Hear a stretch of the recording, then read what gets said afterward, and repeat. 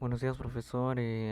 Aquí la resolución del examen número 2. Empezaremos con la explicación del problema número 2, que trata de un motor DC. Y dice así: un motor DC con excitación en serie de 3 HP, alimentado a 230 voltios con una resistencia de excitación de 7 ohmios y del inducido de 0,3 ohmios, necesita una corriente de 12 amperios. Nos pide determinar la corriente de excitación. Para ello sabemos que en la corriente de excitación, cuando un motor DC está en serie, la corriente es igual a la corriente de excitación y también este es igual a la corriente de inducido. Por ello que como el dato nos dieron que era de 12 amperios, tomamos que corriente de excitación es 12 amperios.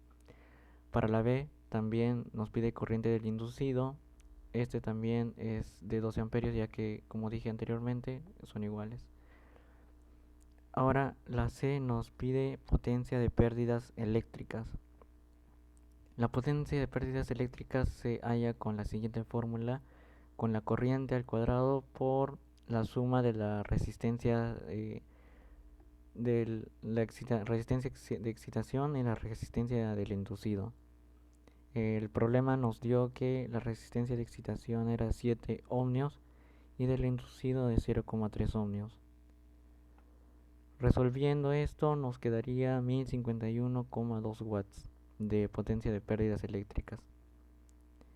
Ahora la D nos pide el rendimiento. Para ello tuvimos que pasar los 3 HP a watts. Entonces se tenía que multiplicar por 3 por 7 por 746, 2238 watts. Y para obtener el rendimiento, para hallar la potencia absoluta, era el voltaje por la corriente. Entonces teníamos voltaje 230 voltios y la corriente de 12 voltios. Y nos salía dividiendo la potencia que nos dieron más la potencia absoluta, entre la potencia absoluta, perdón, nos da un 0,81 y esto en porcentaje sería un rendimiento de 81%. Vamos con el problema 3. En el caso del problema 3 nos pide la operación del motor, de un motor de inducción, y dice así: un motor eléctrico trifásico tetrapolar tiene una potencia nominal de 15 kilowatts y a la tensión de línea nominal de 400 voltios. Consume una corriente de intensidad 29,3 amperios con un factor de potencia de 0,84 y gira a 1710 revoluciones por minuto. Calcular para este funcionamiento en plena carga nos pide, primero que nada, la potencia absorbida. Los datos los hemos anotado acá, todo lo que hemos leído, están aquí los datos. La potencia absorbida sabemos que se halla con corriente de línea por raíz de 3 por voltaje de línea por el factor de potencia. Reemplazamos todos estos datos y la potencia absorbida nos da 17 kilowatts o 17.051,69 watts. Segundo, nos pide el rendimiento. El rendimiento sabemos que se halla con la potencia nominal sobre la potencia absoluta. Entonces la nominal ya nos dieron de dato que era 15.000 watts y eh, la absoluta lo hemos hallado hace poco, hace ahorita, y el rendimiento lo obtenemos dividiendo estas dos potencias y nos saldría de 87,97%. La C nos pide par nominal o también llamada par útil. Este es el par de motor útil y, o, y esta se halla con la potencia nominal entre W, que W viene a ser la velocidad en radianes, y para ello utilizamos esta fórmula: 2pi por velocidad 1, las RPM que nos dan del principio, entre 60. Entonces reemplazamos la potencia nominal y también W, 2pi por la velocidad que nos daban al principio, 1710 RPM entre 60, y todo esto nos da 83,77 Newton por metro. Y por último también nos pide el deslizamiento si o cuando la frecuencia es de 60 hercios. Entonces para eso tenemos que hallar la segunda velocidad, pero con los polos exactos. Nos decía que los polos eran tetrapolar, entonces por eso se puso acá 4. Entonces reemplazamos acá en la fórmula 120 por la frecuencia entre polos, y esto nos da un 1800 RPM. Y ahora el deslizamiento es la velocidad 2 menos la velocidad 1, todo entre la velocidad 2. Esto nos da en porcentaje un 5% de deslizamiento. Ahora pasamos al problema número 4.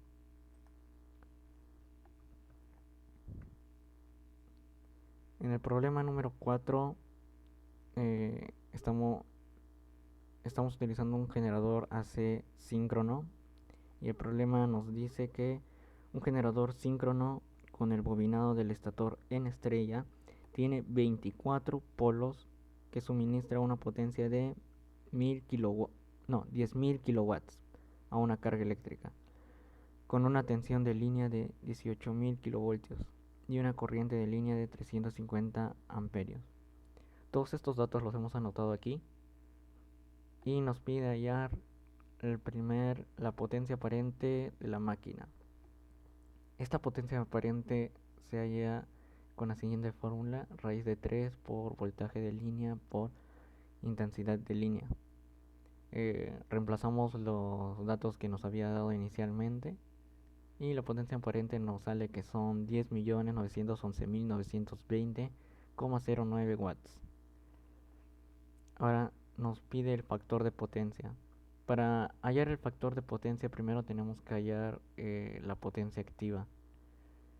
Entonces la potencia activa es la potencia aparente por el rendimiento. El rendimiento más adelante nos dice que es del 89%. Entonces multiplicamos el 89%, que sería 0,89, y obtenemos la potencia activa. Y para hallar el factor de potencia se divide la potencia activa entre la potencia aparente que hemos hallado antes. Acá está. Y dividimos estos dos y el factor de potencia nos estaría saliendo de 0,89. Ahora la C en la velocidad mecánica en RPM cuando se genera una frecuencia de 60 Hz. Entonces la velocidad 1 se halla con la fórmula siguiente. La siguiente fórmula: 120 por frecuencia entre el número de polos. Los polos sabemos que es 24 y la frecuencia que nos está dando es de 60 Hz. Entonces reemplazamos 120 por 60 entre 24, 300 RPM. Y la D nos pide la potencia mecánica cuando el rendimiento es del 89%. Aquí fue el dato que nos dio más adelante, que lo utilizamos acá en un factor de potencia.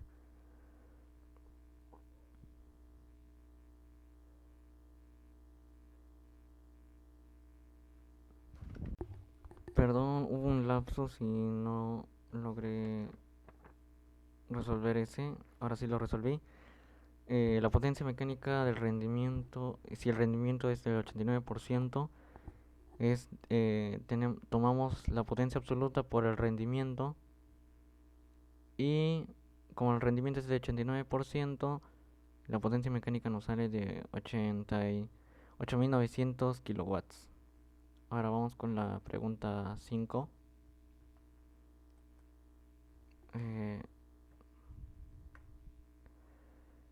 En el problema 5 tenemos un motor síncrono AC y dice: un motor asíncrono trifásico de 380 voltios o 220 voltios con 22 o 38 amperios, 60 hercios, factor de potencia 0,87, 3500 RPM, se conecta a una línea trifásica de 380 voltios con 60 hercios. La resistencia de cada fase del devanado estatórico es de 1,2 ohmios y las pérdidas en el circuito magnético son 400 watts y las pérdidas por rozamiento y ventilación son 300 watts. Ahí nos pide hallar la cantidad de polos. La cantidad de polos se halla con la velocidad síncrona. Despejamos y nos sale que los polos es 2.05, pero como estos polos se toman como valores enteros, se le pone 2. El deslizamiento. Para el deslizamiento tenemos que hallar la segunda velocidad. Ya nos dieron la primera velocidad de dato. Entonces la segunda velocidad es reemplazando los polos enteros. Ahora ponemos 2 aquí. Aplicamos la misma fórmula de velocidad síncrona y nos sale 3600. Y el deslizamiento es la velocidad 2 menos la velocidad 1 entre la velocidad 2. Y este sale 0,027 y en porcentaje es de 2,7%.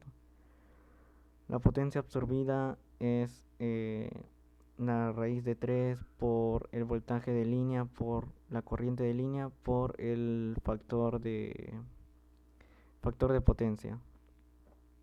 Entonces la potencia absorbida que nos da es de 12.597.55 watts. La potencia electromagnética se halla restando la potencia absorbida menos la potencia Cu sub 1, que es la potencia del rotor. Esta potencia se halla con la fórmula 3 por la resistencia que nos dieron de dato por la intensidad de línea que también nos dan de dato. Esta potencia nos sale 1742,4 watts. Y la potencia electromagnética, como ya tenemos la potencia absorbida menos las PCU sub 1, lo restamos y nos sale 10.855.15 watts.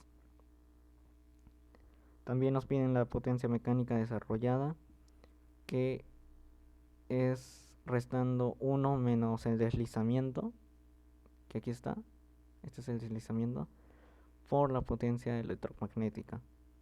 Entonces reemplazamos los datos que ya teníamos y la potencia mecánica desarrollada nos sale que es 10.562.06 watts.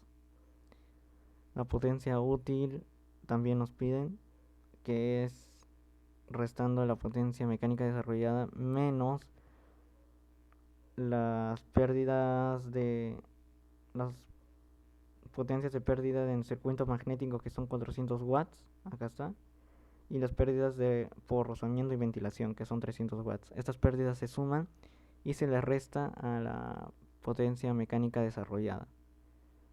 Entonces la potencia útil nos estaría saliendo de 9.862.06 watts. El rendimiento también nos pide, que es dividiendo la potencia útil entre la potencia absoluta. Como ya tenemos estos dos datos, nos sale que el rendimiento es 78%. Y por último, el momento de rotación útil es dividiendo potencia útil entre la velocidad en radianes, o W, y acá está, lo reemplazamos W por 2pi n1 entre 60, n1 siendo la velocidad número 1, y reemplazamos todos los datos que ya teníamos y nos sale que el momento de rotación útil es 26.90 Newton metro. Y eso sería todo, profesor. Muchas gracias.